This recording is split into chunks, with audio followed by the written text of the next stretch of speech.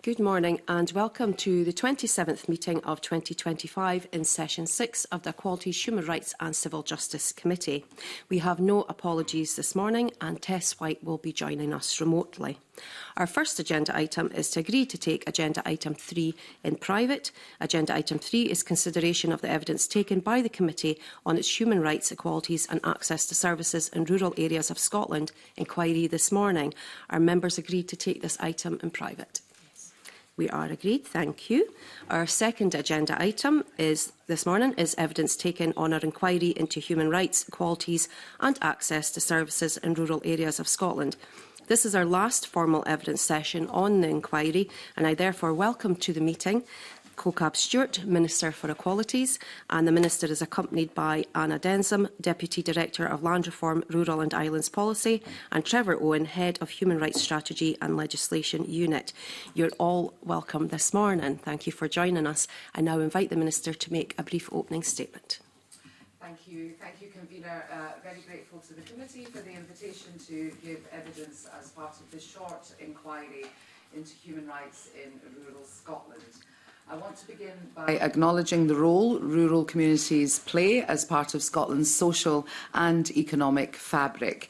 Rural Scotland accounts for 98% of the country's landmass and around 18% of its population. The Highlands and Islands region alone makes a huge economic contribution. Islands, remote, rural and mainly rural areas accounted for about £42 billion, which is 25% of Scotland's gross value added in 2022. They are central to Scotland's energy transition and home to some of our most innovative sectors, including the space sector, tourism and food and drink.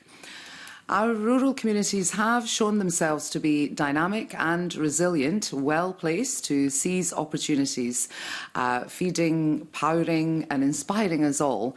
But I do also want to acknowledge the unique challenges that these communities face, including barriers in accessing public services and opportunities that are more readily found in urban areas. These experiences shape daily life and can impact how individuals can access and claim their human rights. Distance often means long journeys to healthcare and education. Digital connectivity is improving but still affects work, learning and participation. Economic activity can be seasonal, costs are higher and housing scarce and costly, especially where second home demand is strong. Tackling these pressures needs approaches rooted in rural realities, building on community strength and resilience. I know that these and other issues were raised last week when the committee took evidence from organisations active in our rural communities. Similarly, the Scottish Human Rights Commission's report from last year into economic, social and cultural rights in the Highlands and Islands is an important intervention as it reflects some of the experiences of people living across rural communities in the north of Scotland. The rights it focuses on health, housing, social security are everyday rights. They go to the heart of decisions around public service delivery, its quality and accessibility. The report explores some of the challenges that I mentioned and examines them through the lens of international human rights law. It pioneers a new model of human rights monitoring, combining data with lived experience. So, while the report acknowledges that it is not a definitive assessment of rights realisation in the Highlands and Islands, it is nevertheless an important reflection of lived experience in these communities. And it shows that there is more to do to ensure better employment of rights equally across Scotland. All those responsible for services in rural areas should use its findings to drive improvement. In May, the Scottish Government responded, outlining actions that we are taking in relation to its 8 recommendations and demonstrating progress to support better rights realisation for rural communities. This includes our forthcoming Rural Delivery Plan, which will set out actions to address distinct issues faced in rural Scotland, and our new National Islands Plan, guided by islanders to deliver thriving, sustainable and successful island communities. Our progress is also reflected in investing in areas like housing, delivering 100,000 affordable homes by 2032, with at least 10% in remote, rural and island communities. Digital connectivity, where our R100 contracts have already delivered 16 new fibre optic subsea cables, providing resilient connectivity to 15 islands, and transport, where we fund initiatives to make transport affordable, including free bus travel for young people, disabled people and everyone over the age of 60. But we do recognise that this is an ongoing journey. Our intention to bring forward a new human rights bill in the next parliamentary session seeks to strengthen accountability and improve outcomes in everyday areas like health and housing. And it aims to bring economic, social and cultural rights closer to home, so communities, including rural communities, feel them reflected in the decisions that duty bearers make. And that's why I have been relentless in driving this government's ambitious agenda to ensure equality and human rights are embedded in all that we do, supported by the imminent publication of an overarching mainstreaming strategy. So thank you, Convener, once again for the opportunity to attend today. I welcome your continued scrutiny and support the work that we do together alongside our national human rights institutions to advance rights for all communities across Scotland. Thank you. Thank you, Minister. We're now going to move into questions, and I'm going to kick us off this morning. And it would just be helpful for members of the committee to know and for us to understand, given the vastness of the issues around rurality and the cross-cutting nature of how portfolios, this crosses a lot of portfolios, in what way does yourself as Minister have these discussions with other ministers? How is this discussed at ministerial level, but also at civil servant level? Thank you. That's a good question, and I have been on record in front of the committee before to say that I take my responsibilities as the Equalities Minister to promote mainstreaming and providing support and challenge to my colleagues both at Cabinet and ministerial level. And I have now actually, I think that I only have maybe 1 or 2 outstanding colleagues that I have not yet, due to diary commitments, met yet, but that gives the extent of the progress that I have made since I first appeared in front of the committee to say that that's what I was promoting. So what that has allowed me to do is to myself to get an overarching view and to be able to make the connections across portfolios and to highlight those to my colleagues. I have to say, with respect to them, they are very much aware of those cross-cutting themes. And when I'm trying to promote sort of like impact assessments and raising the quality of those and embedding those as well, that has helped a great deal. It has sort of like enabled me to not only look at overarching policy, but to inform my colleagues so that when they are making decisions, it's early on that they're making decisions and bearing in mind all the cross-cutting themes such as housing and obviously the Minister for the Cabinet Secretaries that are responsible for rurals, highlands and islands in particular. I've had good conversations with those to highlight the mainstreaming agenda in particular. So I hope that that gives the committee some reassurance that that work has now progressed very well. And remember, that's the first time that we've done this, so we are doing things differently. Okay, thank you, Minister. And you touched upon the SHRC's report. Has the Scottish Government responded to that yet? And if so, how? Yeah, a response to the SHRC, that was issued in May. And we really appreciate the work that the SHRC does and welcome their spotlight ways of doing it and raising these issues. And I think quite clearly it demonstrates the importance of all levels of government, sustaining that progress to advance how people experience their human rights in the rural communities and island communities. And our response that we issued in May, that outlined the breadth of work that was already underway across the areas that were raised in the report. It also set out the actions that we are taking or are planning to take in relation to each of its 8 recommendations. However, as I said in my opening remarks, I fully accept that there is more work to be done, but we are committed to working collaboratively across the public sector to ensure that we achieve our aim of making sure that everybody, regardless of where they live, have their human rights respected and fulfilled.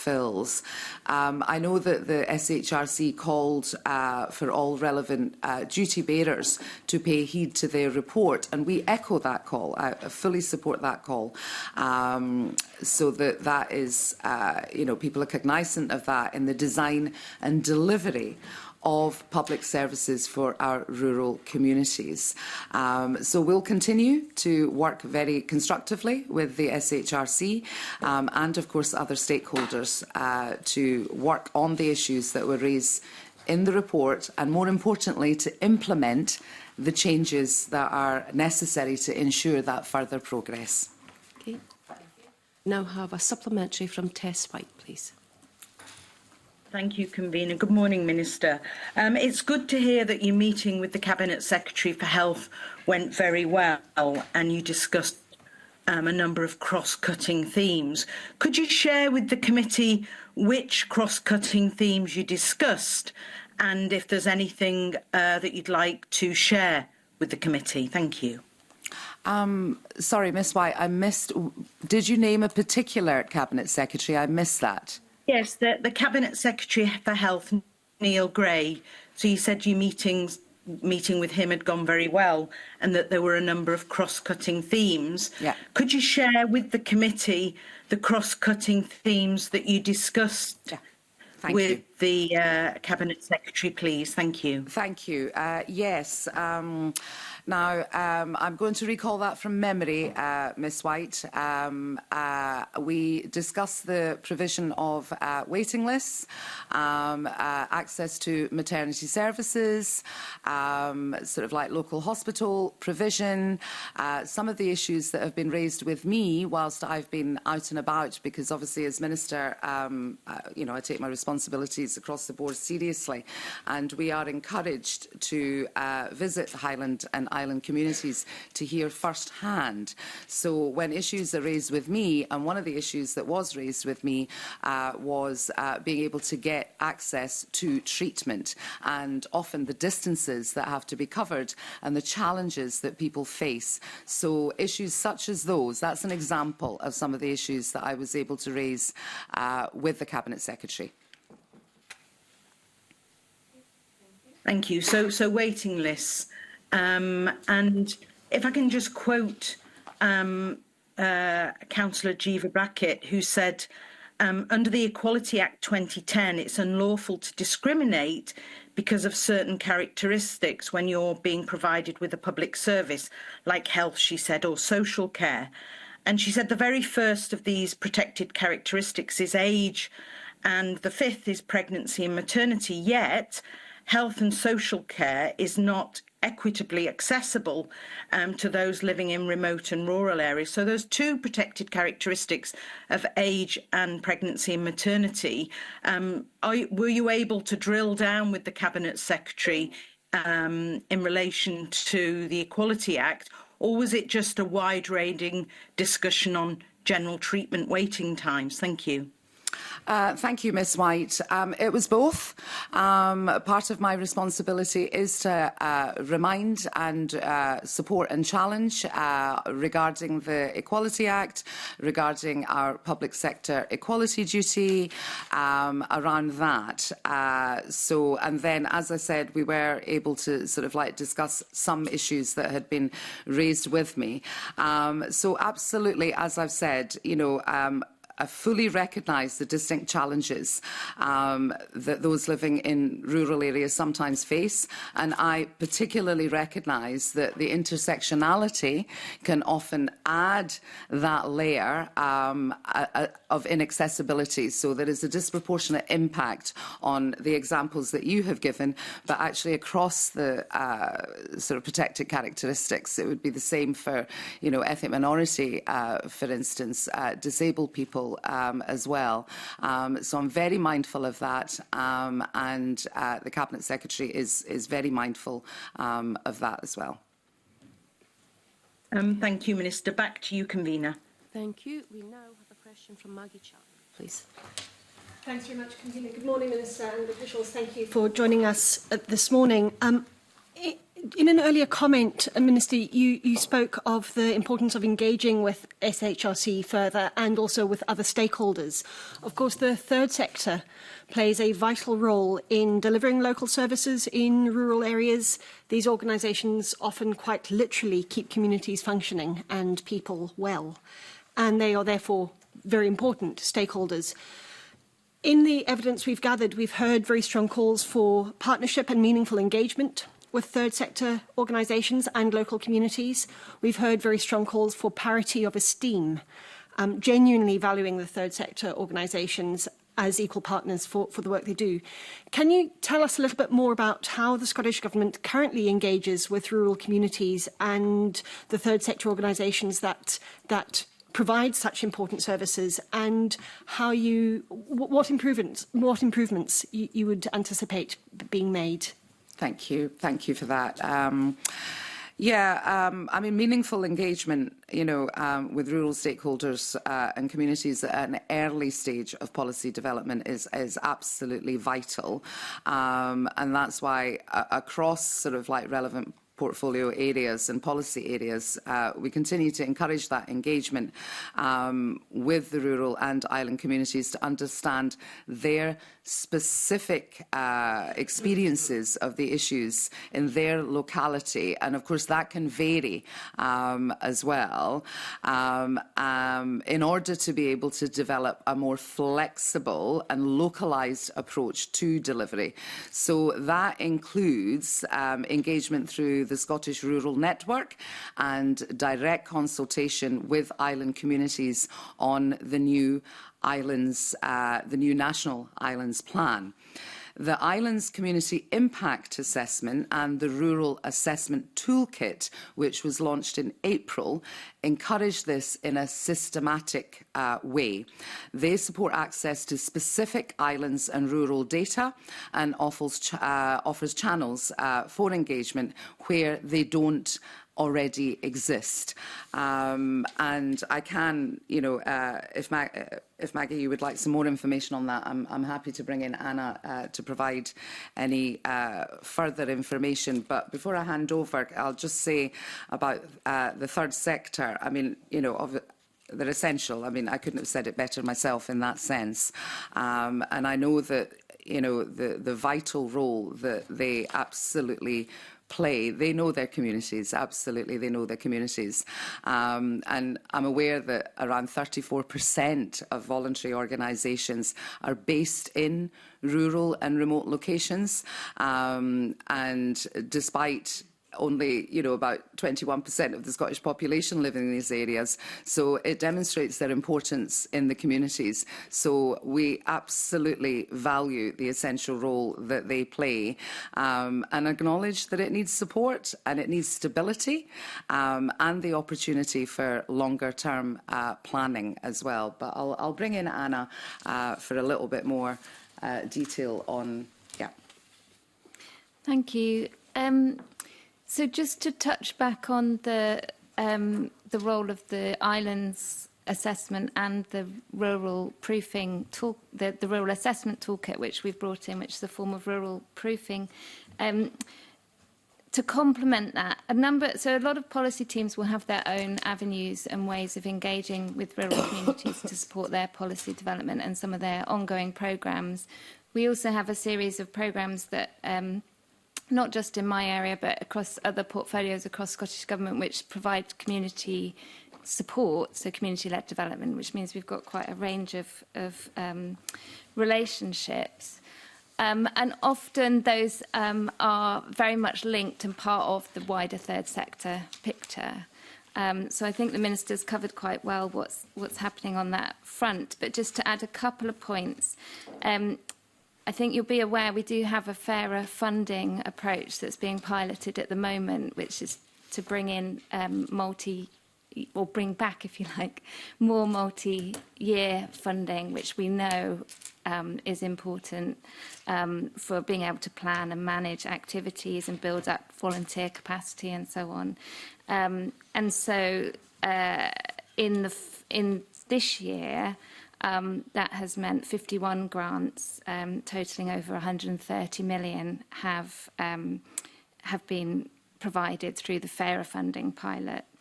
And hopefully that will be able to be rolled out further across the third sector. But it just, there's a balancing act with the sort of wider fiscal situation at the moment. Happy to follow up on anything else specific you want to. Okay, thank you both. I suppose my next question does follow up on that because, and Minister, you talked about the support and stability that's required by the third sector. It won't surprise anybody who's had any engagement with the third sector to understand the frustrations of single-year funding.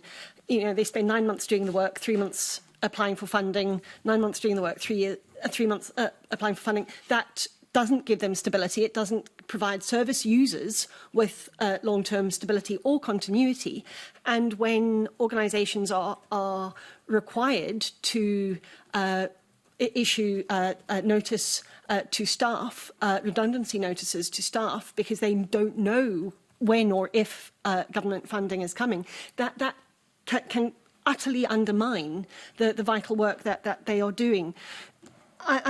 I'm interested, and Anna, you talked about the fairer funding pilot, but we know multi-year funding works. We know it's a good thing. We know there's demonstrable evidence from so many different parts of the third sector that it provides exactly that support and stability.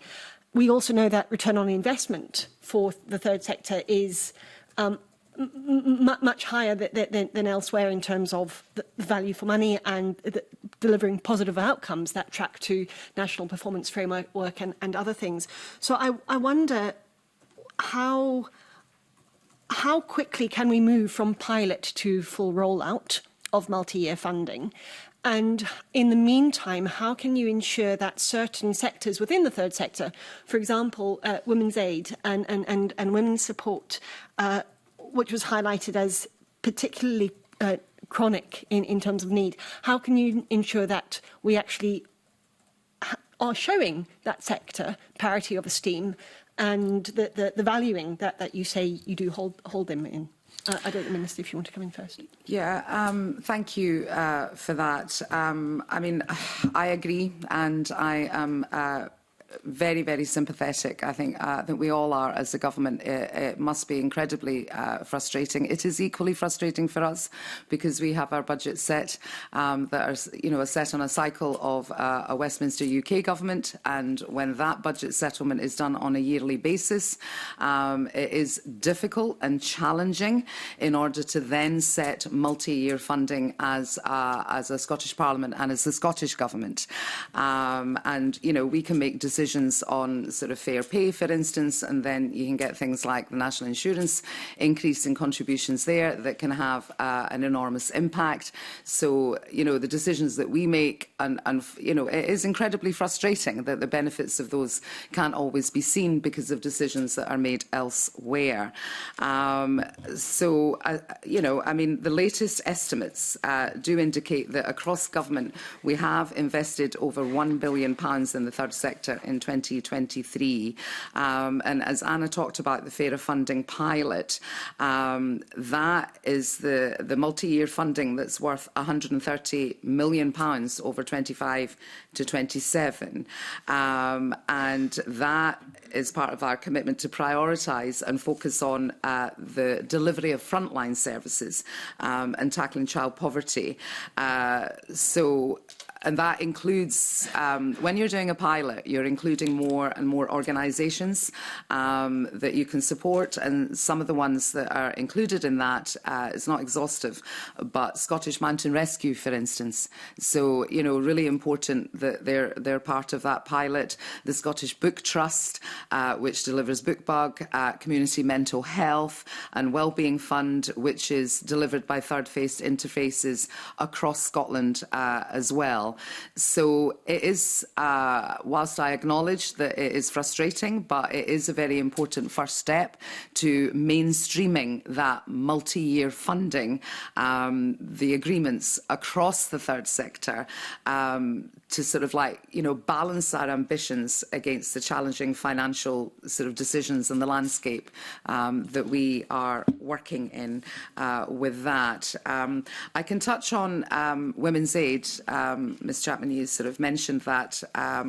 So the Equally Safe strategy specifically recognises women in small, rural and island communities can face particular challenges in relation to all forms of violence against women and girls. And that abuse can be even more hidden than in urban areas sometimes. So in order to help address those kind of issues, we fund vital support services across all parts of Scotland, including the rural and island communities, through our £21.6 million a year Delivering Equally Safe Fund. And at least 5.4 million of that from the Delivering Equally Safe Fund is allocated to rural and island communities. This figure excludes rural areas within predominantly urban local authorities, so the actual amount will in fact be higher than that. I hope that gives some reassurance. Yeah, that's helpful, but I suppose, can I just check the figures there? You said a total contribution of over £1 billion, and the pilot is 130 million over 2 years. That's 6.5–7% of the overall fund. And I'm just wondering what, I understand the point of pilots, but what is what's the path to shifting from that pilot to a full rollout? Well, that particular pilot, I think I might have to bring in my colleagues for sort of like the more technical detail on that. Yeah, thank you. So I don't have the answer for you. I do understand the concern, and it is obviously a concern we're aware of every year, and particularly that issue about the risk of redundancy or needing to know in order to and not be at financial risk for small organisations, as well as the bigger point about trying to be as effective as possible. So that's one we can take back, I think. Thank you. Thank you. Thanks, Kerry. Thank you. We now have a question from Paul McLennan, please. Yeah, thank you, Convener. Just really to build on that, because I think we had a visit to Blairgowrie a month ago now, and I think one of the key points then was around about how local was delivery, because we had the council there, we had the volunteer organisations from Blairgowrie, and some of the key points they talked about, well, one was about policy making, and two was about budgets. And we had the TSIs in from various parts of Scotland last week. And again, this issue came up in terms of policy making and budgeting and trying to be as local as possible. So, and it's maybe just building on the point that you said, Minister and Anna, in terms of that, how do we start to really embed that? Because we've talked about this for for a long period of time about how do we localise decision making. So, and it came through quite strongly from the TSIs last week. They still don't feel there's that parity of esteem between national government, local government, and then the organisations themselves. So what do we need to do to change that culture? Because I've seen it when I was a councillor, I've seen it when I've been as a minister and also here. So what do we need to do to embed that, to really change that? Because I think if people don't feel they're involved in policy making and they're not involved in decision making in terms of funding, how can we cement that? How can we change that in the next Parliament to really make sure that there is that parity of esteem in the TSIs and organisations such as we've met in Blairgowrie feel that that's really being embedded in there and there's a level playing field for them all the way across? Yeah, I mean, as I acknowledged in my opening remarks that, you know, the sort of like organisations based in their communities, local councils, they know the local issues, and all the issues will vary depending on where you are in the landscape and the different demographics that occur. So we know that that skill, knowledge and expertise is there. We also know, you know, we're all aware that when we can get adverse weather conditions and when communities are up against it, they all rally together and support. You know, it all kicks in and we see people at their best. However, I absolutely take on board what you're saying, that there are challenges that are faced when perhaps the opportunities for more collaborative work is not embedded, and it should be. We, as the Scottish Government, sort of would encourage that and support that.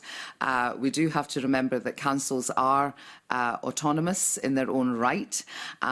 So, you know, we work in collaboration with them. The public sector equality duty, that is in my portfolio. And as part of that work, you know, this committee will be aware that I am doing my absolute best to make sure that we set that expectation, that we expect that you know, for them, councils to be fulfilling their duties. And part of fulfilling their duties is going to be working in collaboration with third sector organisations who are procured to provide particular services. So everybody needs to talk to each other. I know that the report, the SHRC, you know, they encourage that. We support those calls. Wider, the Scottish Government did publish a public service reform strategy on the 19th of June in 2025, setting out the detail on the vision and the priorities reform. As set out in this year's programme for government, we will publish a blueprint for community decision making by the end of this Parliament, which is not, you know, too far ahead now, and that should help to shape a different democratic future where communities are further empowered to make more decisions for themselves. And it's also worth noting the Community Wealth Building Scotland Bill that was introduced in March 2025. The bill is currently in stage 1 of the parliamentary scrutiny process, being led by the Economy and Fair Work Committee there. So there is that one that's providing that leadership and leading by example, which I think we are doing. And then it's that a reminder and reinforcement of the equality duties that everybody has. And then also there is legislation within the going on, as well as the public service reform strategy. Just a supplementary, if that's okay, Convener. I suppose if we then look forward, and if we're sitting here in 5 years' time, before the end of the next Parliament, in terms of this, how do we measure that success? Because I totally understand and appreciate what you're saying in terms of what's been brought forward and so on. How do we measure that success? And I know in last week the debate we were talking about the community wellbeing bill and so on, one of the key issues was how do we measure that? So I suppose if we're sitting here, same committee, looking at the same thing, how do we measure that success, and how do we say to TSIs and Blairgowrie groups, we've been successful and here's how we've been successful? So how do we monitor that? How do we make sure that that's been embedded in terms of that? So how do we walk away and say, right, okay, we've done this because of ABC sort of thing? Yeah, I mean, the most important voice for measuring success is always you know, people. And that's where I've always said that that is a good model, is when you triangulate everything with lived experience and making sure that people's actual experience, that is matched with data and the strategies. So you can actually sort of track that progress of how that's worked. Now, people's lived experience is incredibly important, and if that can be checked against the data to sort of like, you know, because people's experiences can be based on perception, which is equally as important, because sometimes you're looking at very small cohorts of people in certain communities. So you've got to have that. So if you've got that kind of, you know, I always think that that's the best model when you've got the policy that then has the statistical sort of like data analysis that goes with it, and then that is cross-referenced with lived experience. Now, I am aware that there is, I could bring Anna in on I am aware that we do regular surveys as well, so maybe some more information about that, or maybe that's all there is. I am aware that the government do surveys on rural and island communities in particular. So we check in to find out whether there have been any improvements or not, and to hear their experiences. Was there anything further that you wish to add to that, Anya? Yeah, I think the answer is necessarily broad to what's a very good question. So for island and rural areas in particular, we've been building up a more disaggregated data picture that gives us quantitative information that we can compare over time. But also we complement that with a lot of the findings from consultations and our own engagement, where we will be able to draw out some of the stories.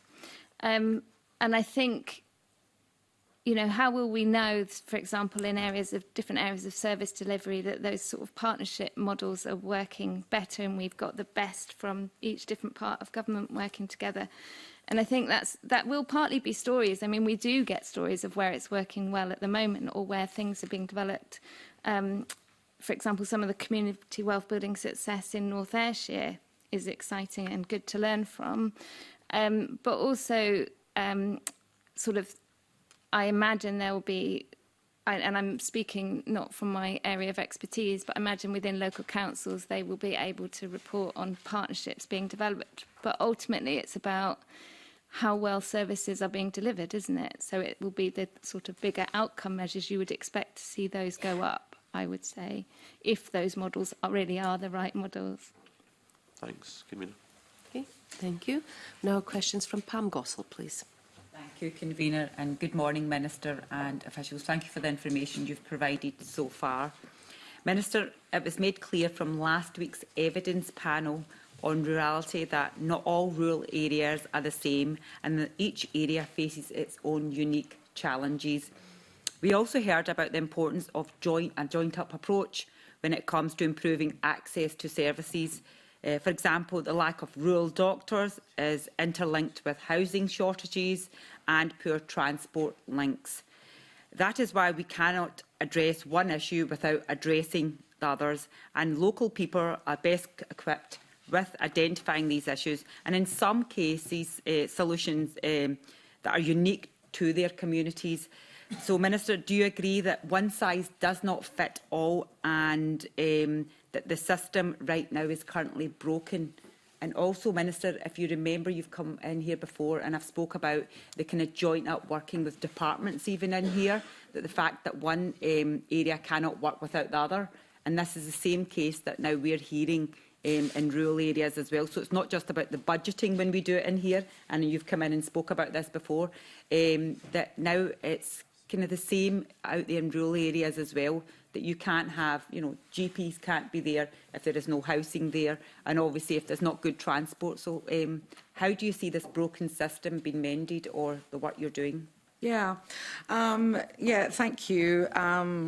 Yes, I do think that it's really, really important that people work across portfolio in that sense, whilst I recognise that there are challenges, and absolutely I agree that one size does not fit all. I mean, it cannot. I have been able to visit projects from Dumfries all the way to Harris, actually, to speak to people and to visit the projects and to hear about what is their real life experience. So that is really informative.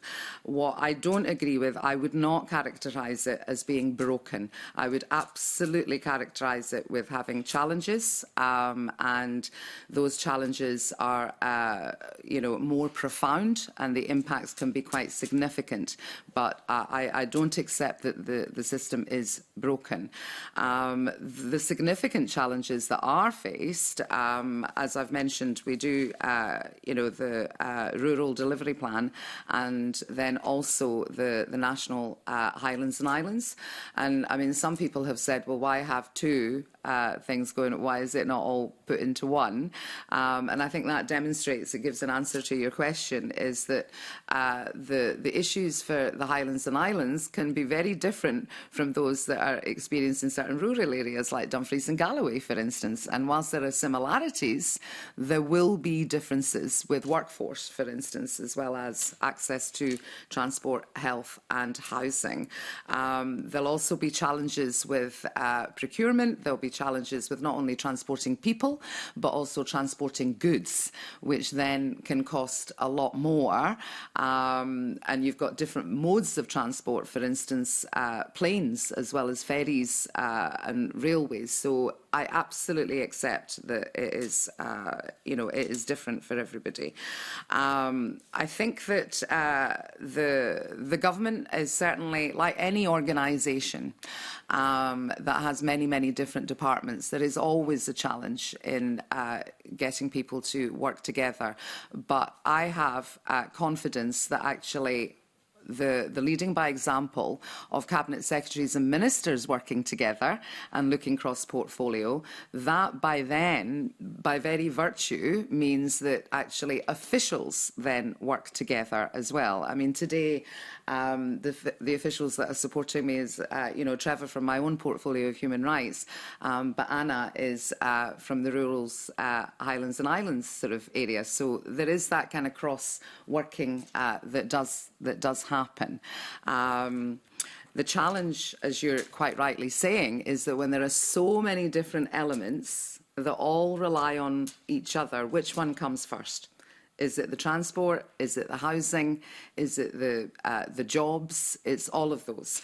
So that is why when we have strategic plans, it does cover all of those areas. And that's why it's always very challenging to give a quick, glib answer to, I'd love to be able to say this will fix it. But actually, even listening to the contributors during your inquiry was that your contributors recognised that actually it's incredibly complex and everything is interrelated. So then having a systemic sort of like plans that take time in order to sort of like do well, that does take time. And of course, what happens over that time is that then we get other pressures. Again, I've mentioned some of the decisions that are made elsewhere that can then have an impact, unfortunately. So progress, I understand that, people are always asking us to go faster and quicker, but I can assure you that that work is ongoing. I'll just come back. Thank you, Convener. In relation to the two plans you've mentioned, can I ask, in those plans, have you identified the issues that I've spoken and are addressing them? For example, I know you said more than one plan. You've got two plans. You've mentioned there that one size does not fit all. You covered that. But I'm very kind of concerned about the joint-up approach. I know that you mentioned that basically sometimes departments don't work together. I mean, if it was a business, to be honest, I know from a business background that in a business, if departments were not working together, the business would fail, clearly. So this is obviously a big organisation. The Scottish Government is. It's important the departments work together. And this is not the first time I've brought this up with yourself. I've brought this up a few times on budgeting and other things as well. And every time we hear from yourself, Minister, you do tell us that it takes time. But what sort of time are we looking at for this joint-up work to be taking place? And it's good to hear that the Cabinet Secretaries and Ministers are working together. But I think it's more than that. People out there in those rural areas need help now. And you'll hear from different questions the sort of challenges they face. So I think if I had to ask you the question direct, to say that in your plans, does it address the situation here, that I'm talking about the challenges? And if not, then what is it you've got in place? And if it does, how long do you propose that it will take to make sure that everything's been delivered? No, I mean, you make a good point, and as I said, I share your frustration, but I can assure that the committee, that, sort of cross-portfolio working and collaborative working is going on. But you recognise also the challenges of the multiple areas that are involved in there. With regards to the two plans, one of them is statutory, of course, but I will bring in Anna, who can sort of go into the technical detail of both of those. Anna, please. Thanks. So my answer is going to be broadly the same as the Minister's. She's covered it well, but and the short answer is yes. We're trying to do a number of things at the same time, but absolutely central to that is the interlinked nature of all the issues. And I think you see that particularly in the more remote rural and island areas where the issue perhaps. So what we do see, for example, is that in the quantitative data that comes back is that actually access to GPs in terms of the number of patients per GP is generally better in rural and island areas. But it's the issues about getting to those appointments so there you're straight into the interlinkages. And of course, housing comes up all the time for lots of different reasons. And so it is a very complex interlinked systems issue that we're dealing with all the time. What the two forthcoming plans do is take all those issues, and they both try to tackle them by chunking up the issues, because you have to be able to handle them in some way, but also seeing the interlinkages. So that sort of interplay is there. And I think the other thing, just to explain that behind that, there is already a lot of... So what both of the Rural Delivery Plan and the National Islands Plan do is capture what's already happening, as well as where we can go further. And that's supported by work that's ongoing. And there are a number of forums within government to help that to happen. So whilst the connections happen on an informal basis much of the time, we also have formal governance structures. So there is the Ministerial Task Force on the Population, and although that covers all population issues, it particularly tends to pick up often on the issues around the ageing and depopulating communities within our rural and island areas, and the action that's underway to address those. And so Minister for Equalities and a number of other ministers sit on that, and then that's supported at a lower level by a similar board, which is for directors and deputy directors in the relevant departments across Scottish Government to come together to kind of crunch some of those issues. And the same for the Rural Delivery Plan. We had a cross-government ministerial working group overseeing the process of developing that. And the National Islands Plan goes to Cabinet. So it's so the structures are there and the work is happening, and I hope and actually you will see when the plans are published how much of that is going on, and be able to see it all in the round, which hopefully be an updated, because obviously the existing Islands Plan is now 5 years old. So hopefully that will be helpful in explaining the approach a bit more. No, thank you for that information. I'll look forward to seeing more that when we'll be able to, hopefully come back even after May 2026, that asking the same question, because I have been asking this year after year now, and I'd like to see in May 2026 even, that when you look back and you see that these plans have been placed, because it's nice, it's great to have all these plans, but the fact is these plans have to work. Otherwise, success is not happening, the challenges are not being addressed. So I'm really hoping that, I think what I wanted from yourselves was a little bit saying there's a 5-year plan, there's a 10-year plan. We're hoping that we can measure success, like Paul had said, earlier on, in relation to when do you see it, how do you measure it? So it would be good to look back and see what we spoke about today, maybe when we come back next year, and to see that, is it actually working? Is it being delivered? Because it's so important that we don't just have plans, but we look to see what are the measurables in those plans and what are the timescales as well. So I'll leave that with you. And thank you, Convener. Can I just add something to that? I think I maybe mentioned it in my opening remarks, but the Rural Assessment Toolkit,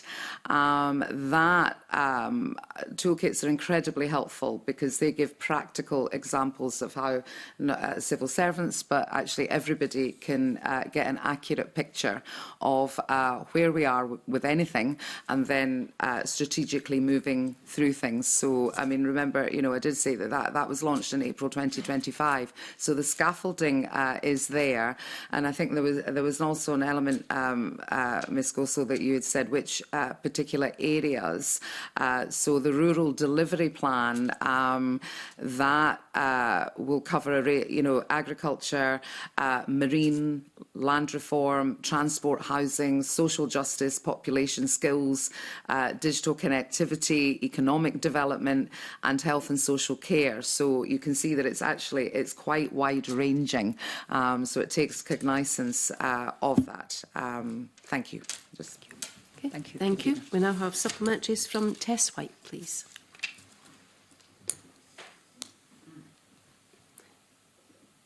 Was extremely valuable. Apologies, Tess, your mic wasn't on right at the beginning there. If you could just start again, sorry. That's fine. Thank you, Convener. Just a comment really there before I ask my question. The SHRC's spotlight report on the Highlands and Islands was particularly valuable to the committee, and it's a shame that it couldn't be more widely done across other rural areas. So, but my first question, Minister, is just to pick up on a point that Anna Densham raised about the importance of data, particularly regarding there's a perception and data to support that there is a slow creep of centralisation and has been. But in terms of data, and you say that there are multiple areas, and where do you start? Well, you start with the data.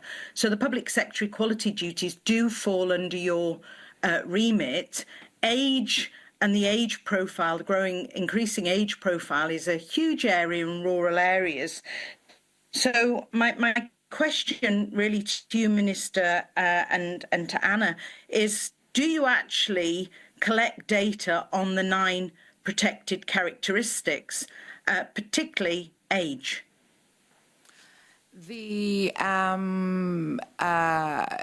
Yes. Well, when I say we collect data, of course we collect data, and the public sector equality duty places the duty of data collection on bodies that are providing services that, So age is one of the sort of like data sets that we collect. The challenges, of course, and I've got depopulation, addressing depopulation as part of my portfolio.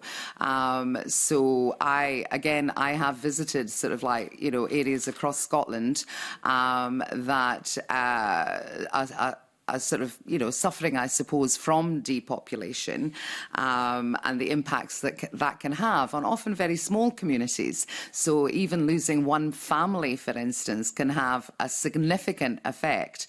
So the age is actually important right across the board, from, how many youngsters we have, right to the ageing population. Now, we know that across Scotland we do have an ageing population as well. That is going to be bringing sort of like additional challenges such as health and social care, transport, independent living, and then that, of course, goes into all the other areas of not only providing sort of social security safety nets, but also looking at fuel poverty, accessible housing. So it all sort of fits together. So yes, data is really, really important in using that. But what we must also do is data is people. So we can't just go just by numbers, because sometimes numbers can be so small that a data set, you can't extrapolate a trend or anything because the data set can be quite small sometimes. So what we also then need to be aware of are the demographic challenges and people's lived experience through community engagement, and hearing that as well. But I don't know if Anna has anything further to add on the specifics of data collection that occurs, but please feel free if you do. missed anything. Yes. No, nothing to add at this point. Thanks. If Anna could address this. If Anna could address the specific question, from your answer, you don't actually collect overall Scotland-wide on the 9 protected characteristics. You leave that to the individual areas. That is correct. There is no recording and data collection against the 9 protected characteristics, and particular age. Well, I mean, seriously, it's either a yes or no. But, you know, and that helps us also to know that that's a data gap as a committee. And then maybe when we do look at public sector equality duties, then we need to look at age, because age is, as the Spotlight report, is a huge issue in rural areas. So I suppose the answer is yes or no. Yes, it's important, but you don't collect it. The 9 protected characteristics, number 1 being age, across Scotland overall. So no. Well, we do collect data. My next question. We do my have. Next question is one of the. Tess, sorry, I think there was a slight delay there, but the Minister was just coming back in. Yeah, no, we do. Yes, apologies if I was ambiguous in that. That was not my intention. We do collect data on age, as is everybody's responsibility that provides a public service of any kind, provides that, collects that data. Of course, we get that data through various means, one through service users, but we have all those data sets available through the census. And then we are able to sort of extrapolate and regionalise through that. So that data is absolutely available. Would you like to come back in? Great. So in relation to rural questions, thank you, convener. Neil Gray talked about long waits for routine operations as being unacceptable.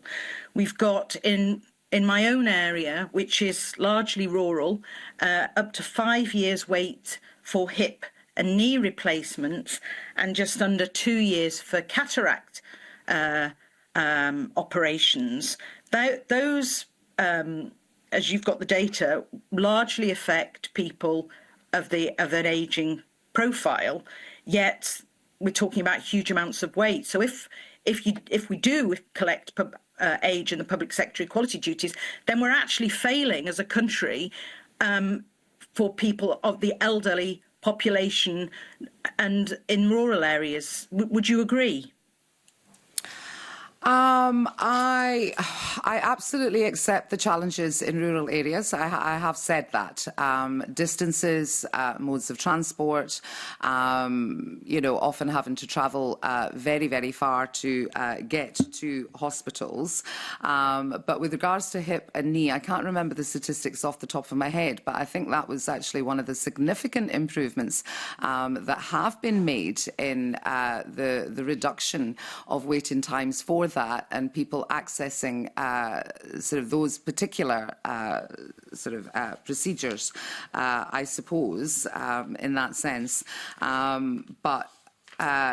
So I would accept that there are challenges, but I wouldn't accept that we are failing generally. I understand that people will have a difference of experience, and those are raised by members in the chamber, and nobody's experience should fall short of what the NHS is providing. Absolutely, I accept that, but I would not accept that we are failing across the board. No. No, I'm just in rural areas. And I think another Minister issue is the definition of rural. In Aberdeenshire, which is largely rural, it's not funded as a rural area. But we're having huge issue with GP practices, Portsoy, Fyvie, huge issues in Inverurie. And GP practices are struggling. Even the British Medical Association have cited huge issues with the 2018 GP contract, which favours GPs in the cities but lets down people in rural areas. And if I quote the BMA in relation to the 2018 GP contract, which was not voted on by GPs in rural areas. They actually said the Scottish Government has been unable to deliver on their promise to the profession and the public because of waning political support as shown by reduced and withdrawn investment, broken agreements, inadequate workforce planning and an inability to implement an ambitious contract that relies on primary care service delivery transformation.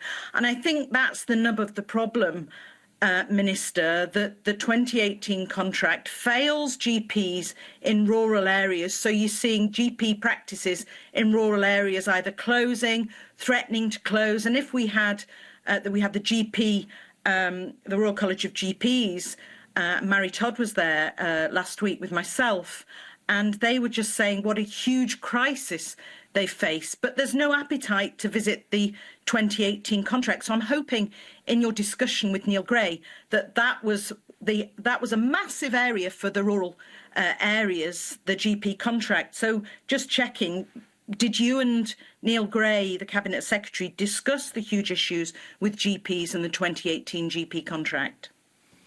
No, we did not discuss that. However, you are now on record, and I am more than happy to bring that up with the Cabinet Secretary, and you know, he'll be able to see this as well. So we will follow that up. Thank you for that. I think. You know, you're right to point out the challenges that are faced in even, you know, recruiting new GPs to rural areas. And the Scottish Government recognises that challenge as well. However, it is taking a number of actions in order to counter that. We do incentivise GPs into taking up rural positions through our £10,000 Golden Hello scheme. The NES Rural Fellowship in general practice is offered across 6 health boards areas in Scotland and offers qualified GPs the opportunity to develop generalist skills required for rural and island areas through working in a range of clinical settings. We also fund 70 annual places on Scotland's first graduate entry medical course, ScotGem. That's a 4-year graduate entry medical programme, and that's tailored to meet the needs of the current and future needs of the NHS, and there's a focus on rural medicine and healthcare. And it may be interesting to note that the most recent Health and Care Experience Survey of 2023-24 reported that 85% of people within the islands agreed that they could easily access GP services, and 88% for pharmacies. So that does suggest that most islanders are able to make GP appointments in advance. 82% in NHS Orkney, for instance, 73% NHS Shetland, and 76% in NHS Western Isles. So I hope that gives a little bit of extra context to the committee. It does, but we're only talking about islands. I'm talking about the bulk, which is Aberdeenshire and the Highlands, and the programme is not working because GPs in rural areas, their practices, it's not working out because of the 2018 contract. But I'll leave that, Minister, with you to follow up with the Cabinet Secretary. Thank you for taking that on. Thank you. We now have questions from Rhoda Grant, please. Thank you, Convener. And just really on the same theme with your discussions with the Cabinet Secretary for Health, you did mention you spoke about maternity, and I wonder if you spoke about the issues in Caithness especially, which are really difficult for local people. We have very few natural births now happening because people are going to Inverness to have their babies induced, to have caesarean sections and the like. Can you, obviously you didn't come up with solutions, otherwise we would have heard of that, but can you give just a wee flavour of your discussions and what areas you're looking at to improve the issue for women in Caithness? Yeah, just to put a bit of context with regards to my meetings with the Cabinet Secretaries, the main aim of the meetings was to provide a reminder of the public sector equality duty, the need for impact assessments and the Equality Act, to remind them of that. Then also, if there were obvious areas that overlapped between my portfolio and their portfolio, that those were raised, and any other issues.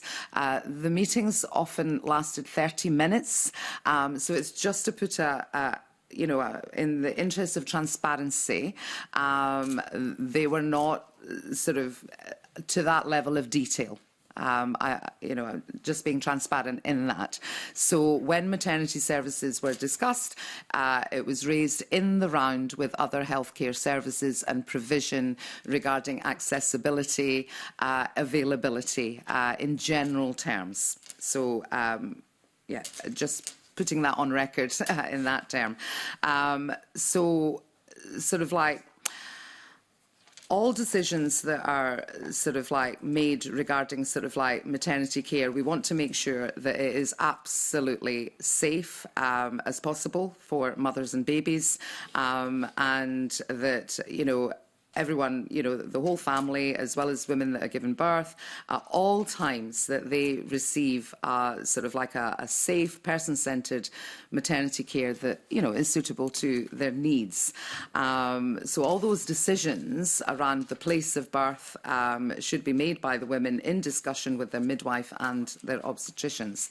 So those decisions will take account individual need and the circumstances. And we do expect as a government that all NHS boards to provide maternity services that are delivered as close to home as practical, balancing the need to ensure that safety of mother and of the baby. So the newly established Scottish Maternity and Neonatal Task Force will review the provision of rural maternity service. So the initiatives such as the implementation of Best Start, the introduction of continuity of care, the development of community hubs, and the increased use of Near Me that allows for remote consultations rather, and appointments where appropriate. So all of those that intend to improve the delivery of maternity services in rural areas. But if there is further sort of like very specific technical to the health portfolio, I am more than happy to take that away, Convener, and get a response from the Cabinet Secretary for Health. Yeah, it would be good to get a feel for what is happening, because it's all tied up in a way, access to services, and it seems that if you're in a rural area, you're at the end of the line.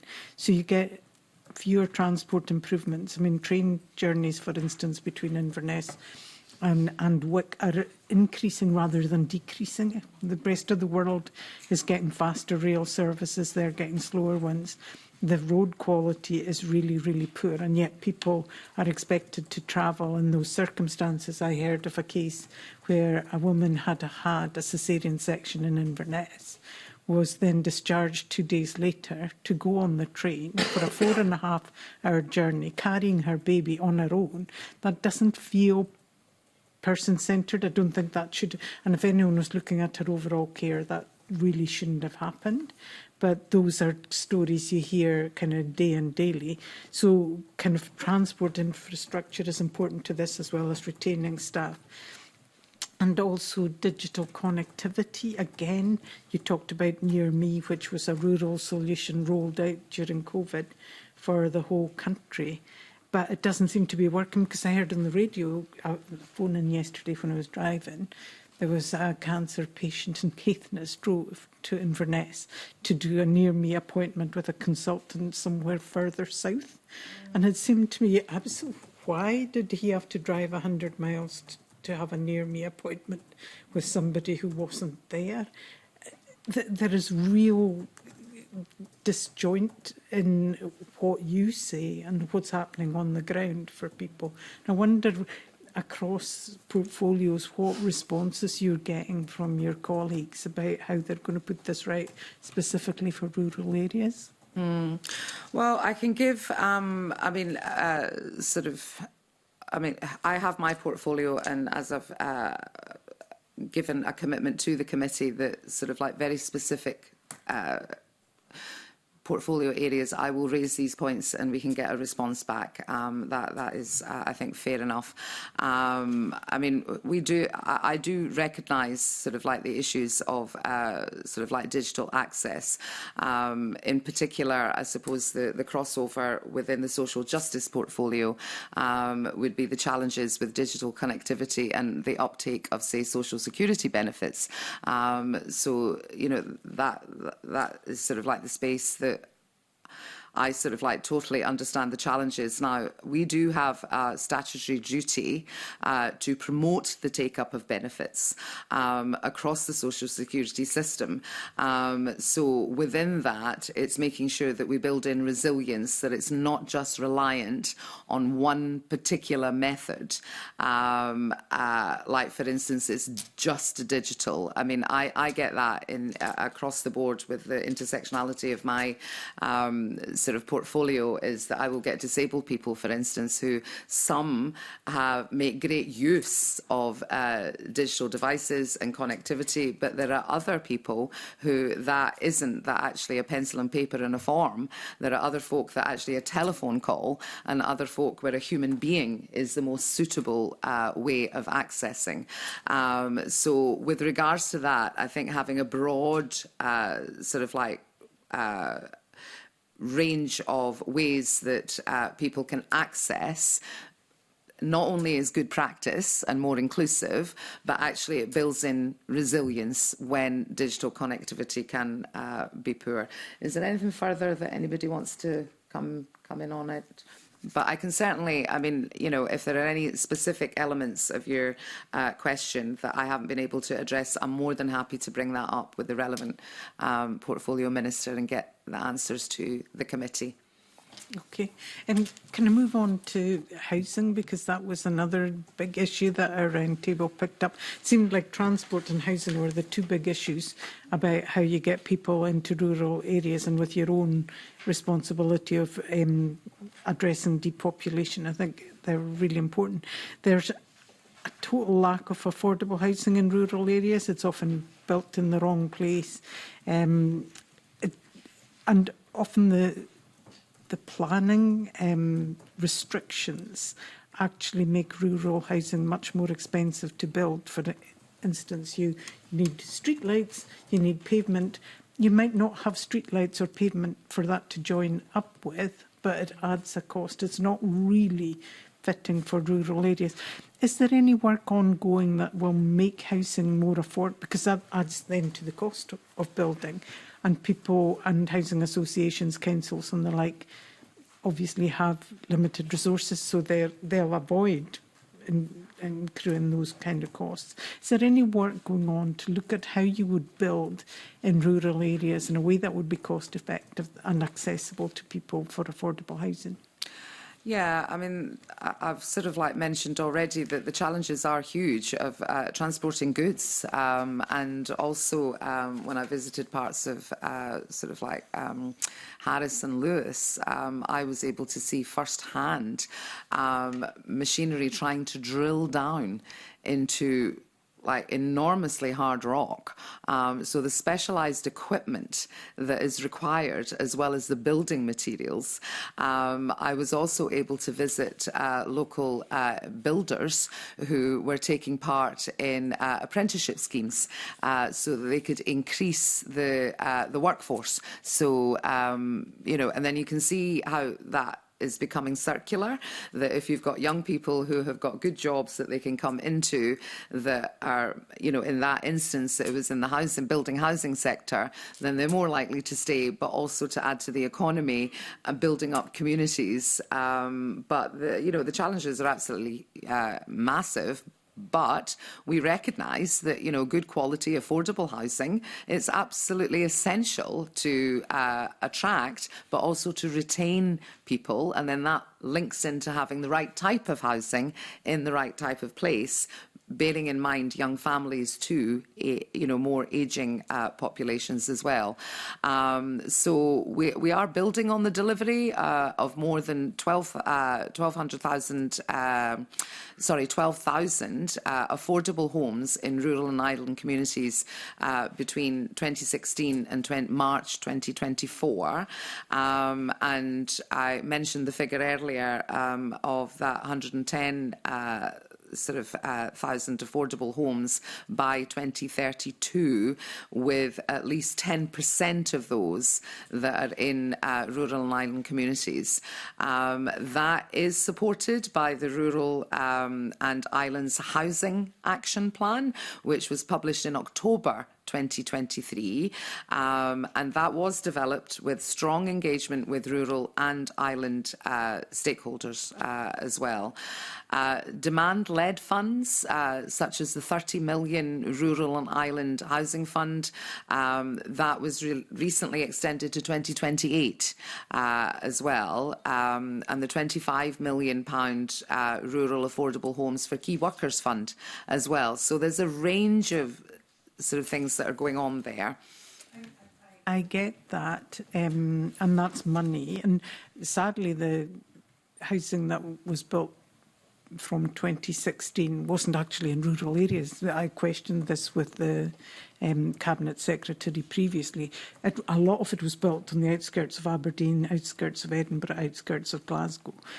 So it was kind of commuter town rather than rural. And the issue, and that's where our problem comes, because it's much cheaper to tick that box. Now, that's changed. The categorisation, I have been assured, has changed so that housing will be built in, at least we'll get some rural housing from the rural housing funds. But how do we make it easier? I mean, just maybe to touch on things like you talked about training. People who are looking to retrofit and increase insulation in kind of fuel poverty homes have to get tradespeople in from the central belt, and this is in the islands, because your local tradespeople, small companies, can't afford to send their staff off to Glasgow to undertake the certification work that allows them to carry out that work. Are we really looking at trying to rural-proof some of those schemes to give opportunities to local businesses, one, to be able to build houses, and I'm talking about 1 or 2 houses, you know, not a scheme of houses. These villages need one, or maybe one for the district nurse, one for the GP, and, you know, one for the local person who can't really afford to compete with the holiday home market. You know, what are we doing to make sure that we access the skills and certification that is urban developed, that then transfers across to rural areas, that keeps that wealth as well as knowledge and ability within rural communities? Because without that, the cost of retrofit and the cost of housing spirals, because you're taking a workforce in, you have to pay for them to live there and travel there to do that work. Even with material costs being hugely different, it just adds, it makes it unaffordable. I mean, that resonates a lot with sort of, you know, what I said in my initial sort of like response back to you. You mentioned planning in your original sort of opening question as well. You know, we do understand that is absolutely critical enabler to sort of like have more quality homes being built. And I mean, there are sort of challenges there. I myself have, like, you know, been to visit places where there are housing associations, there's local authorities, but then there are also other models of building all of those houses. And I think that, again, it's sort of like local solutions to local issues, bearing in mind the geography and the locations and the challenges.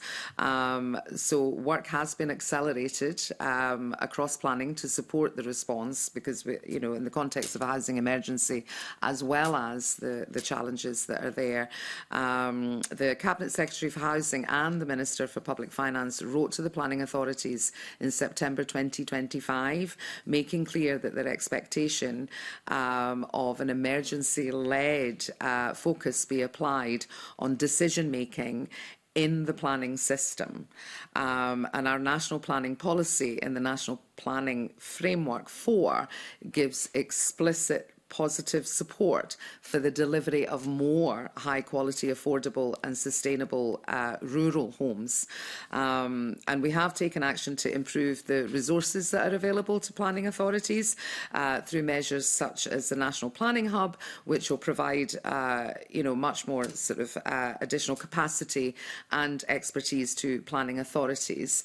On your other points, I'd like to bring in Anna, please.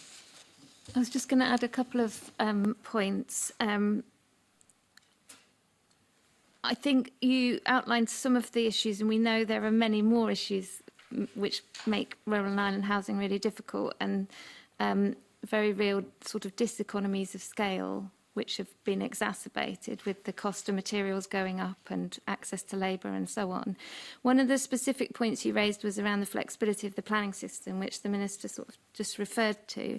And my understanding on that, because it's come up in discussions before, is that the National Planning Framework does allow for that greater flexibility to be applied, but it's about, it's at the moment that officials are going through the steps of ensuring that it's understood how to interpret and implement that. So in theory, the flexibility exists, and it's about making it a practical reality. So that's not exactly a convenient answer, but it should get better with time through the steps that are already being taken. And then just on your point about different models and community wealth building and so on, and there is quite a lot of thinking going on dotted around, and some interesting new models being developed using Scottish timber or, as you say, sort of finding solutions that help reduce costs. So, yeah, that's all being sort of taken note of, supported through our work, the work that goes on with local authorities on housing, and then with some of the Highlands and Islands Enterprise and others who are all sort of supporting in that space to try and make the overall environment for house building to increase. Okay, that's helpful. So it'll be interesting to see how that kind of appears at the other end of the system, and if we get more house building. Can I move on to cost of living? One of the issues for rural areas is that even in good times, I think I did a study probably 8-9 years ago about the cost of living in the islands. Even at that point, it was 20 or 30% higher, just because everything is more expensive because you've got a transport cost. Childcare is kind of non-existent in many of those areas, and where it is available, it's expensive, and you need a car to get your child to it. And that was something that came up at our round table. What are we doing to look at some of those cost pressures, and how can we alleviate them to make it less expensive to live in our island and rural communities rather than more? Yeah. So, yeah, absolutely. You know, we recognise that the pressure on household budgets is enormous in that sense. And, you know, the 25-26 budget sort of continued to allocate £3 billion a year to policies which tackle poverty and the cost of living. And I absolutely get that that is going to be, you know, more of an impact in sort of like rural areas. They're going to have, you know, additional unique cost of living pressures as well compared to urban areas. So one example that I could give is the expansion of affordable childcare, for instance, improving access to essential services, also support rural wage growth through investment in diverse industries and skills. But with regards to sort of childcare in particular, because that has an intersection over into my portfolio through the Addressing Depopulation plan that sits with me. So alongside the investing, I mean, you know, huge amounts of money, almost £1 billion a year to fully fund that 1140 hours of childcare offer, with the costs of provision in rural areas are absolutely considered in the funding formula. So that is there. As part of the Addressing Depopulation Fund, there were, I think it was maybe 6 or 7 different regions that had a certain amount of money. I think it was £30,000 was the initial. And that money was and is being used, because I've visited projects that are using it, and they get to decide what their local need is. And there are areas that have decided to prioritise childcare provision, which meant that because one size doesn't fit all, and it may not be a nursery, because there simply aren't enough children. So then you're looking at childminders. Then childminders are going to have the additional burden of, again, getting their certification, getting their house ready in order to do that, being able to match up with families, getting all that sorted. So we actually are supporting work going on across the country where specific people now have that role in order to provide those bespoke services, because we know that actually providing even one childminder part-time can have a significant effect in maybe allowing that nurse or that shop worker to go to work and provide the services that are there. So that's something very practical, and the feedback from that has actually been really good, because each local area has been able to decide what their priorities are in order to do that. In contrast, some areas have decided to invest further in skills and retaining young people in the local area. So there is a variety of that. The regional enterprise agencies also work very closely with partners to address sort of like equality of opportunity, like housing, transport and all of that. So the regional growth deal, rural projects, that is there to accelerate that inclusive sort of economy growth as well. And I can get further information on that from the relevant Cabinet Secretary or Minister on that. But yeah, growing the economy, I suppose generally, you know, that is one of our top priorities. So the regional economic partnerships, REPs, they're key in delivering that. And that also helps to deliver that effective regional decision making as well. Some of the other areas that have been highlighted is, you know, we're trying to promote the social tariff, for instance, that will, I mean, it's not going to help every single person, we get that, but we think that it will go a long way in sort of like helping to deal with fuel poverty, for instance, and the high cost of fuel that can be particularly challenging if you're a disabled household that requires to have more appliances on, and then you're also in a rural area, well, a Highlands area maybe, where it's going to be colder as well. You can see all the different layers and layers that are piling on. But I hope I've given a couple of examples. I'm kind of aware of hogged a bit. Okay, We'll have to move it. But if it's something brief, yeah. It was really just about the childminding issue. Okay. So in Stornoway and Kirkwall, large childminders couldn't make it work, so they pulled out of the industry, leaving people really in difficulties. But you hear from smaller childminders who maybe look after 1 or 2 children in their own home, the hoops they have to jump through make it impossible. So they're leaving the market as well. And I'm just wondering if there's work ongoing to see how we can improve that. Yeah, that's exactly the kind of barriers that through our Addressing Depopulation Fund, those are exactly the type of barriers that people are working locally, that they work with local authorities, that they make sure that, applications, for instance, getting all the standards checked. It's down to the nitty-gritty of supporting people in situ. So that should be helping exactly that kind of situation. Thank you. Okay, thank you. Now move on to questions from Marie McNair, please. Thank you, Convener. Good morning, Minister and officials. We've heard about the issues affecting folk in rural areas with regards to housing and childcare, and we've heard from some that it can cost as much as £20 daily for transport that isn't very reliable at the best of times. But to add to the mix, women find employment particularly challenging, given they're often the main carers. So getting a job to fit round their caring responsibilities is never easy. I've got to say, though, it's good to see that some employers recognise this challenge and are often offering flexible shifts that work round these responsibilities. What action is the Scottish Government taking to address this specific employment challenge for women in rural areas, and are you aware of any joint work that's ongoing at the moment with the Scottish Government and local employers to specifically work together to address this issue? Yeah, no, thank you for that question. The Scottish Government absolutely shares the same ambition as the committee. We want to improve the labour market, outcomes and experiences for people living in the rural communities and island communities.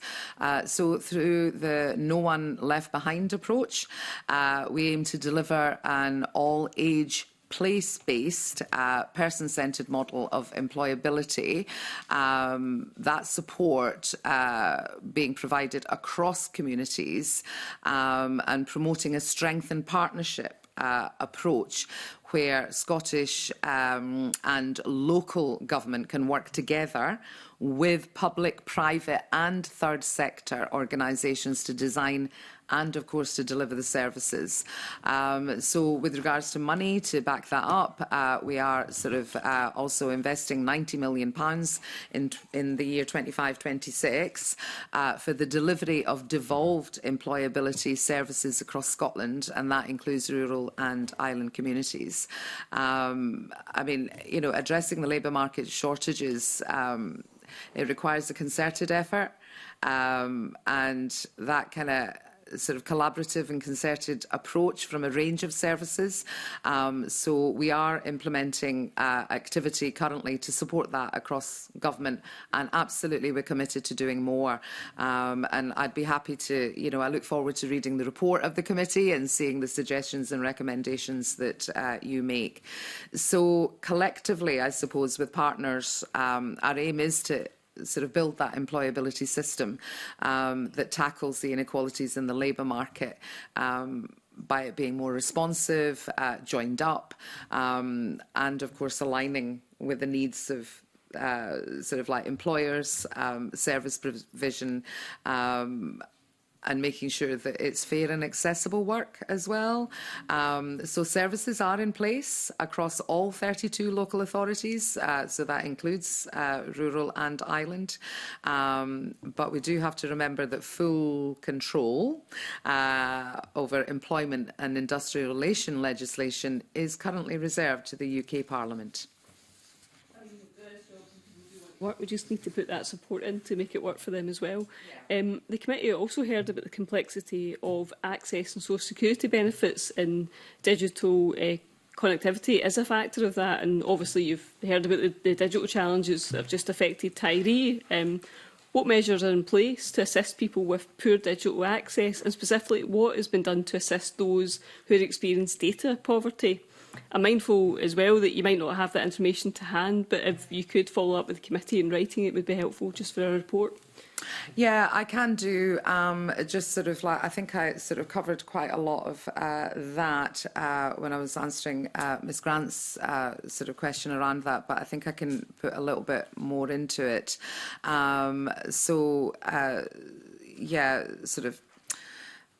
Poor access, with particular in context to social security, the Social Security Scotland's local delivery service, that gives clients the opportunity to meet face-to-face, as I said, as well as through digital applications. As I said, you can arranged to meet somebody in person as well to do that. We do continue to fund an independent advocacy service to support disabled people accessing and applying for social security benefits as well. That service is free and independent, both of the Scottish Government and Social Security Scotland, and it's currently being delivered by Voiceability. Since it was launched in January 2022, the service has supported over 13,000 disabled people across more than sort of like 15,000 cases as they navigate the devolved social security side of it. But also with sort of like regards to general digital sort of connectivity, through a combination of our sort of like reaching, 100% the R100, our Scottish broadband voucher scheme and continued commercial coverage to all homes and businesses across Scotland, they should be able to access superfast broadband connections. Now, you mentioned the example of Tyree, so, when things go wrong, absolutely, we totally recognise the significant impact that can have. I do know with that particular case that the Cabinet Secretary, I think it was Kate Forbes, was sort of like able to support that, and I know it has now reached sort of like a solution and connectivity is back on. But what it has done is sort of like shown us where we need to do better. And we absolutely accept that. So from that particular case of Tyree that you mentioned, there are definitely lessons to be learned there of what we can do, and we're progressing. I've been given assurances that we're progressing that work. But in the bigger sort of like, in the wider essence, we are investing over £600 million in our R100 contracts. And we're, expecting to cover sort of like, 113,000 premises across Scotland. So the reach is expanding. The coverage is there. The largest of those contracts, the North contract, that's already delivered 16 new fibre optic subsea cables. And they are providing future-proofed, resilient connectivity up to 15 Scottish islands. And when it's connected, it should connect over 60,000 premises, including throughout the Highlands and the islands. And just to sort of finish off, the Scottish Government's also playing a lead role in delivering the project Gigabit by managing all local and regional activity in Scotland, as well as jointly managing the delivery of the nationwide project Gigabit contract with the UK Government. And a final one, we've also introduced amendments to the Building Standards Scheme, which will require all new housing developments in Scotland to provide a gigabit capability connectivity, subject to a cost cap of £2,000 per premise. And that legislation came into force on the 1st of January 2025. Thank you. I welcome all that, but it'd be great if you could update the committee on what we're doing to, address data poverty. So we could follow that up in writing. What specifically the Scottish Government are doing to tackle those that are experiencing data poverty. I know that there's kind of initiatives going on in local banks that they're offering, free SIM cards to folk, but it'd be good to see what kind of joint working is going on. So if you wouldn't mind following up on that, that'd be helpful. Yes, of course. Thank you. Absolutely. Cheers. No problem. We now have a question from Pam Gossel, please. Thank you, Convener. Minister, I've raised many times in this committee the example of the Highland woman who had contacted 116 legal aid lawyers regarding her divorce case. As if that was not bad enough, last week we heard shocking evidence from Dr Lewis Yanes from the Scottish Human Rights Commission and from Alan Webb from the Third Sector Dumfries and Galloway, who painted an even bleaker picture. I was shocked by the examples of abused women who have had to travel for hours to access support, even on ferries, and sometimes wearing the same clothes they were wearing when abused. And of course, the full extent is not known, as many survivors do not feel comfortable coming forward as the support mechanisms are not there. And the fact that women's aid organisations are underfunded does not help either. Minister, could you imagine what these women are facing? So how will the Scottish Government make sure that people living in rural areas, especially women, have access to the range of support and advice when they need it? Thank you. I know that you take this very seriously and have raised it, and absolutely legitimate. I mean, the civil legal aid system is generally effective in delivering help to those who need it. However, absolutely, we recognise that there are some challenges in relation to certain types of cases and indeed locations. That's why solicitors in all parts of Scotland are able to access funding for work to be carried out under legal assistance schemes. The schemes are also flexible enough to allow solicitors to travel to rural and remote parts of the country to carry out work, should it not be possible to instruct a local agent. The Scottish Legal Aid Board is similarly, they're aware of the potential difficulties that people may face in securing that access to justice. That could be caused through a relatively low number of solicitors in the Highlands and Islands, and that was a factor in the creation of the Civil Legal Assistance Office, that's also known as the CLAO. That has offices in Inverness, in Aberdeen and in Edinburgh. The office in Inverness, that opened in 2008 and serves the Highlands and Islands and also the Western Islands as well. The Regulation of Legal Services, Scotland Act 2025, also represents a significant step towards expanding that access to justice.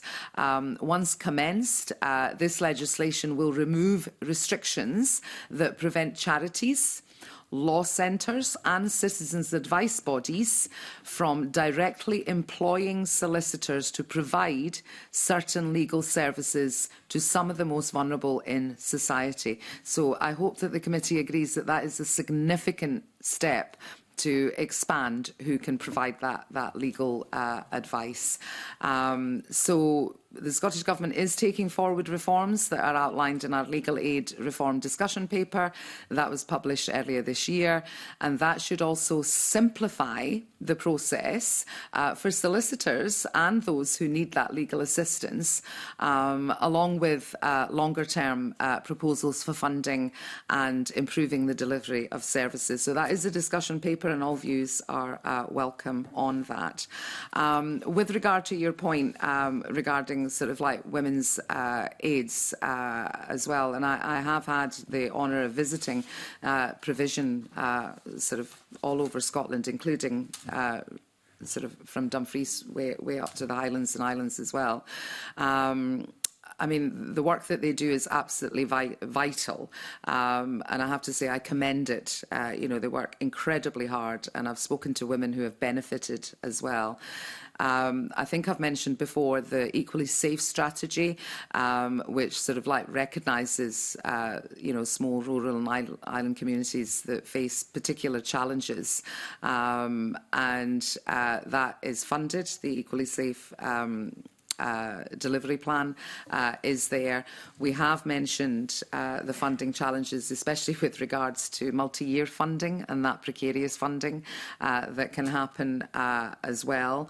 But I'll just sort of end on a reminder that at least £5.4 million from the Delivering Equally Safe Fund is allocated to rural and island communities. And, just to reiterate that excludes rural areas that are actually predominantly within urban local authorities. So the actual amount will be higher. Can I go back? Yeah, thank you, Convener. Thank you, Minister, for the response. I'm a bit worried about the information you've provided isn't exactly touching the ground, because when I talk about 116 times this woman had to contact legal aid, this is not an isolated case. There's many cases like that, by the way. People are contacting 30, 40, 50, organisations and not getting anywhere. And these are people that, women especially, come forward in such challenging times and already scared, and they don't. Can you imagine picking that phone up so many times and just saying, nope, nope, no. And then that woman then decides that, do you know what, nobody's listening to me. And then what do they go back to? Now, it'll be interesting to hear from you on that, because the stuff you've provided, the information, I don't see it actually delivering out there, because we've heard this over again and again in this committee. Also touching on women's aid, as the Minister knows, I've got a bill going through Prevention of Domestic Abuse Scotland bill, and in that bill, I've been lucky enough and fortunate enough, I've got to speak to all women's aid and other organisations from rural areas to urban areas everywhere. And one of the things that the rural area did highlight was, while I respect the Equally Safe Fund, and I've recognised that in my bill as well, it is not enough. They need support, and absolutely they need that multi-year funding as well, which I know that you mentioned.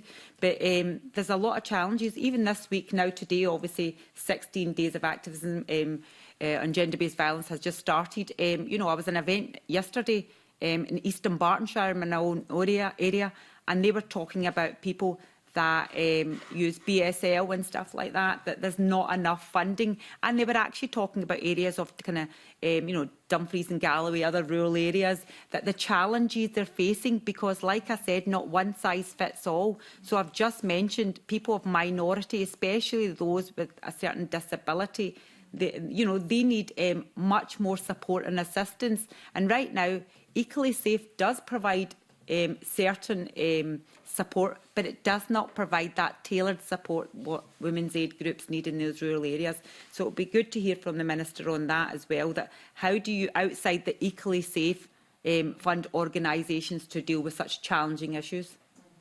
Well, the Equally Safe delivery plan, that is held jointly, with sort of between us, with COSLA as well. We're providing services there, third sector organisations. It covers multi-portfolios as well, the strands in health. So I think that it is an example of that kind of cross-portfolio delivery. And I think that I do think that by expanding the access to justice in the ways that I mentioned, for instance, the restrictions that currently are there for charities, for law centres, citizens' advice bodies, currently they are not able to provide legal services. Now, they often, you and I both know that they often have solicitors working there. They have all that. And they've not been able to do that. So I do think that this will have a significant impact in expanding that provision. And citizens' advice centres, they're based in local communities, as are third sector organisations. So a huge, I think that this will make a difference. I do. No, thank you, Minister. And once again, I'm going to say that, hopefully when we come back after May 2026, we can look back and see what the differences are, because it's so important. I know I've spoke to so many women and heard their shocking stories, right, and especially in rural areas as well, that they really, really do need that help. And I'm happy to hear that you're doing so much. But now it's to see that when that's put into practice, a year later, where are the actions, where are we going, and have they helped? So, no, thank you so much. Absolutely, thank you. Okay, thank you all. That concludes our formal business in public this morning. We will now close this session, and I thank you all once again for your attendance, and we will head into private to discuss the remaining items on our agenda.